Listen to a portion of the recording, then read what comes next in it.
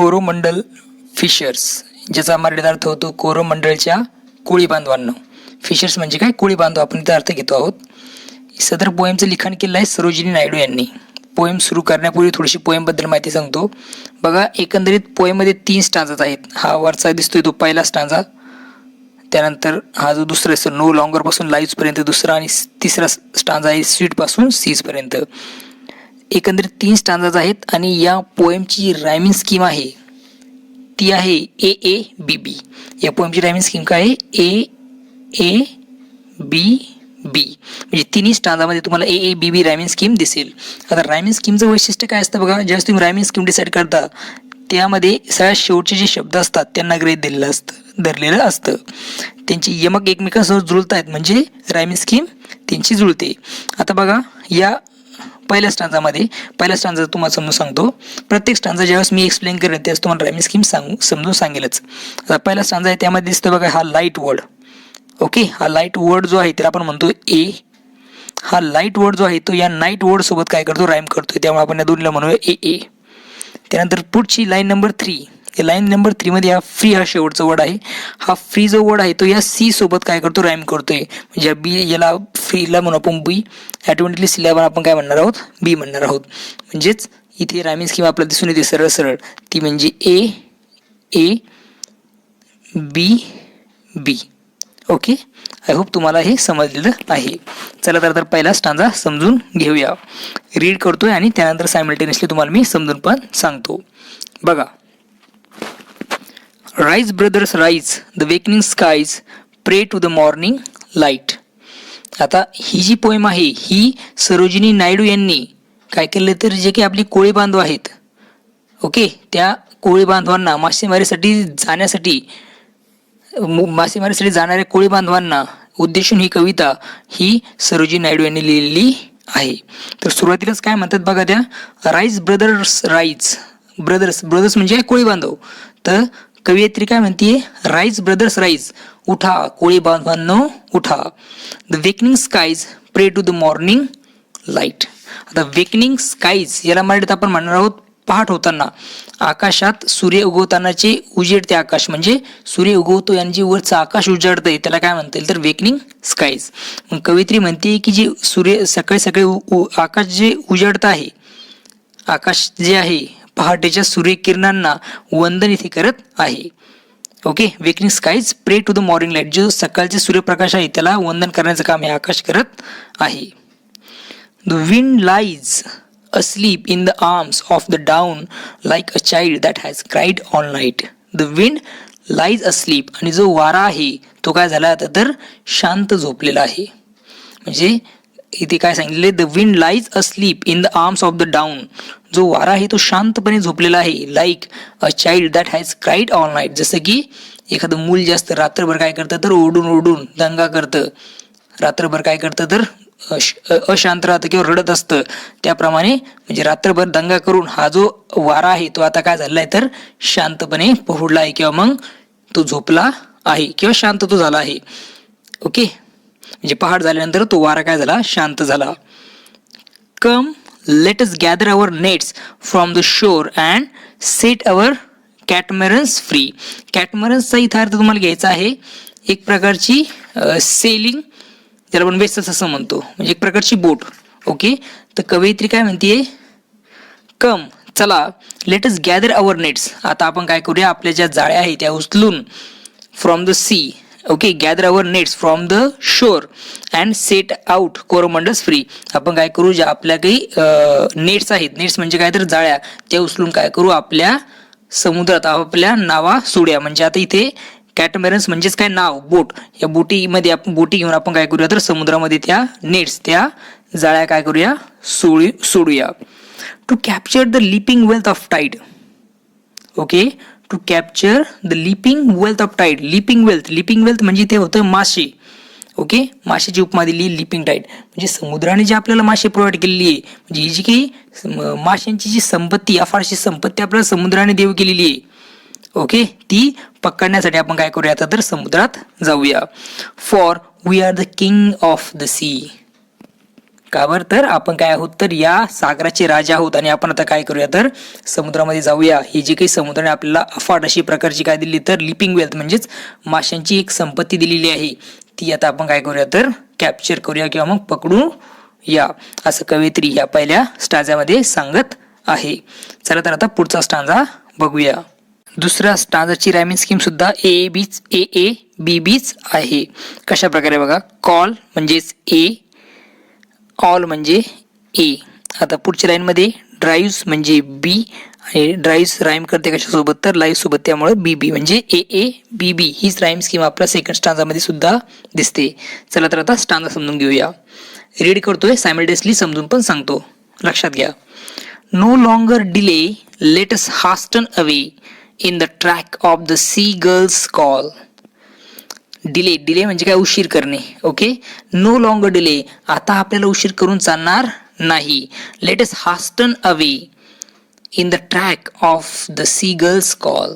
Seagull पक्षी जिथून आपला काय करतोय पुकारत आहे आपल्याला. पक्षी जो सीगल म्हणजे काय, एक प्रकारचा पक्षी जो आपल्याला काय करत आहे तर पुकारत आहे, त्या दिशेने आपण लवकर काय केली पाहिजे तर आगेकूच केली पाहिजे, म्हणजे त्या दिशेने आपण लवकर गेले पाहिजेत. यामध्ये लवकरसाठी शब्द वापरलेला आहे हास्टन. हास्टन म्हणजे काय तर लवकर, क्विकली, लवकर आपण त्या दिशेने काय केलं पाहिजे तर जायला पाहिजेत. ट्रॅक म्हणजे मार्ग, त्या मार्गाने आपण जायला पाहिजे, ज्या मार्गाने काय करतोय तो सीगल पक्षी काय करतोय तर ओरडत आहे किंवा मग पुकारत आहे. पुढची line, the sea is our mother. हे जी काही समुद्र आहे ती आपली काय तर माता आहे, जी आपलं काय करते तर संगोपन करते, पालनपोषण करते. The cloud is our brother, आणि हे जे ढग आहेत ते आपल्या भावाप्रमाणे आहेत, ते आपलं काय करतात दिशा दाखवतात. The waves are our Comrades all. आता ती कॉम्रेड हा शब्द देव आहे, तो आहे कॉम्रेड म्हणजेच काय मित्र, आणि हे जे वेव्ज आहेत, ओके, कॉम्रेड्स म्हणजे काय मित्र, friend.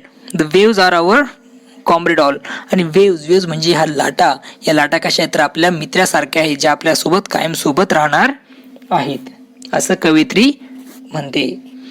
What though we toss at the fall of the sun, where the hand of the sea god drives.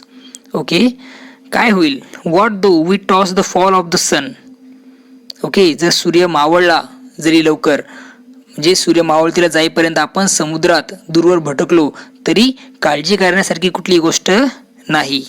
Okay, where the hand of the sea gods drive, म्हणजे कुठल्या प्रकारची काळजी करण्यासारखं नाही, आपण किती दूरपर्यंत काय झालो तर भटकलो तरीही.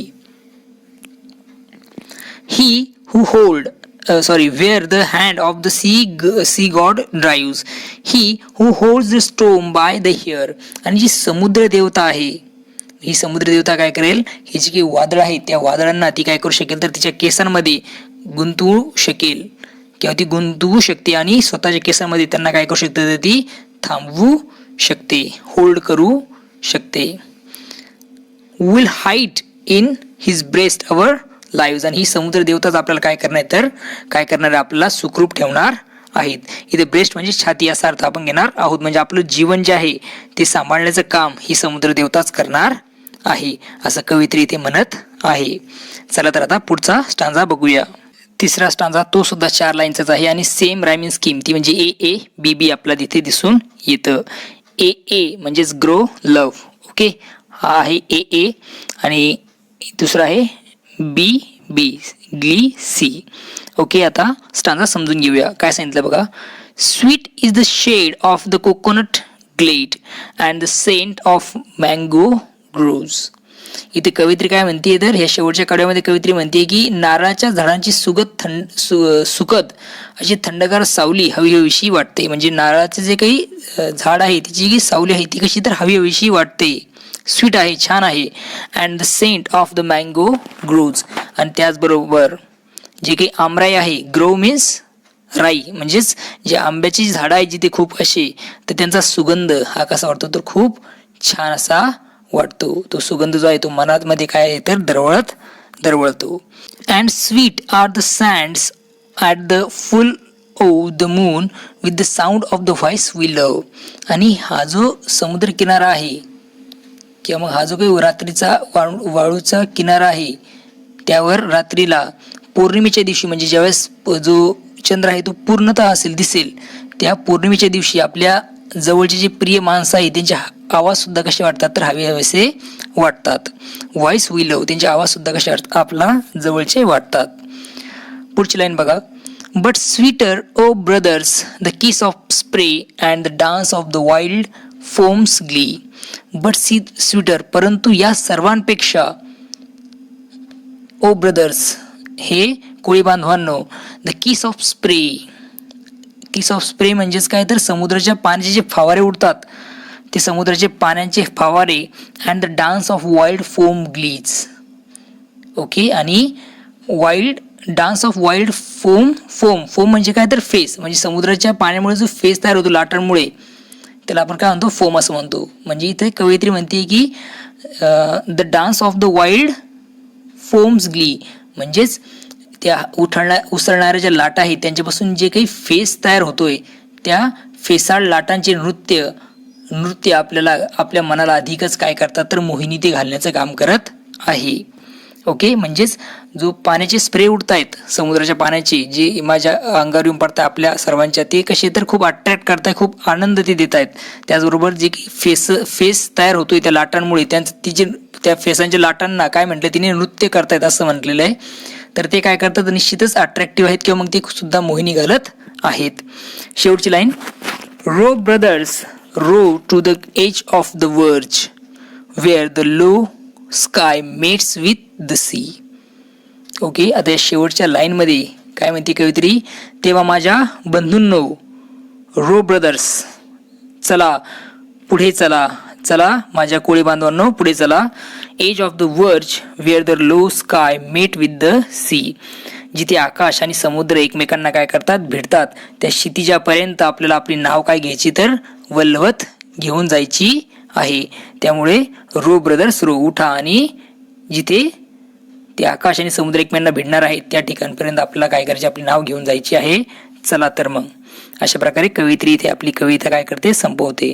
अतिशय छान प्रकारे सरोजिनी नायडू यांनी ही कविता सांगितलेली आहे आणि आपला एक थोडक्यात दर्शनच त्यांनी करून दिलेलं आहे कशाचं तर मच्छीमारांचं. त्यांचं आयुष्य कसं सुंदर आहे किंवा कशा प्रकारे ते कशामध्ये जातात तर समुद्रामध्ये जातात मासेमारी करण्यासाठी. त्यासाठी कवयित्रीने आपल्या इथे सांगितलेलं आहे. ओके पुन्हा आय होप तुम्हाला पोएम ही समजलेली आहे. पुन्हा भेटूया नवीन व्हिडिओमध्ये. बघत रहा सुबोध जाधव इंग्लिश सोल्युशन हे यूट्यूब चॅनल. तोपर्यंत थँक्यू अँड टेक केअर.